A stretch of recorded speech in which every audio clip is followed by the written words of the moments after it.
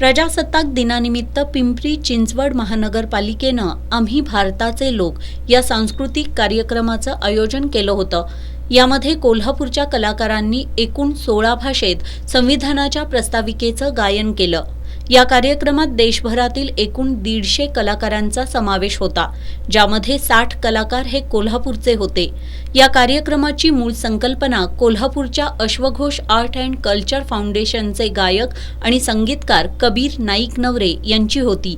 या कार्यक्रमात कलाकारांनी मराठी, हिंदी, इंग्रजी, संस्कृत, उर्दू, पाली, कोकणी, आसामी, कन्नड, पंजाबी, गुजराती, नेपाळी, मल्याळम, भोजपुरी, बंगाली अशा 16 भाषांमध्ये संविधानाच्या प्रस्ताविकेचं गायन करत अनोख्या पद्धतीनं संविधानाला अभिवादन केलं।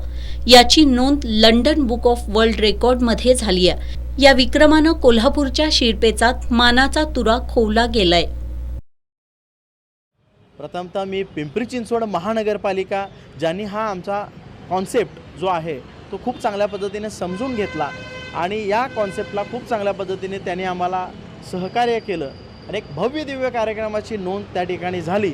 आणि खऱ्या अर्थानं आजपर्यंतच्या इतिहासात कुठल्याही देशामध्ये अशा पद्धतीचा कार्यक्रम झालेला नाही की ज्या देशामधील संविधानाच्या प्रिॲम्बलचं म्हणजे प्रास्ताविकेचं गायन हे एवढ्या भव्य स्वरूपामध्ये झालेलं आहे। त्यामुळं हा कार्यक्रम जागतिक स्तरावरचा कार्यक्रम झालेला आहे असं आम्ही मानतो।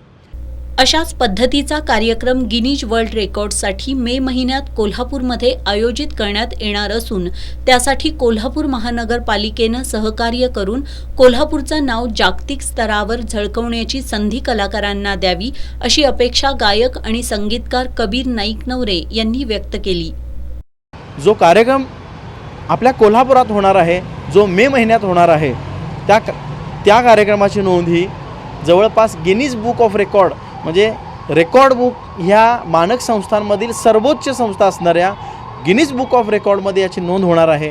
आणि म्हणून आम्हाला इथल्या सर्व प्रशासनाने, लोकांनी, नागरिकांनी मदत करावी, प्रसारमाध्यमांनी मदत करावी अशी मी या ठिकाणी विनंती करतो आणि आवाहनही करतो।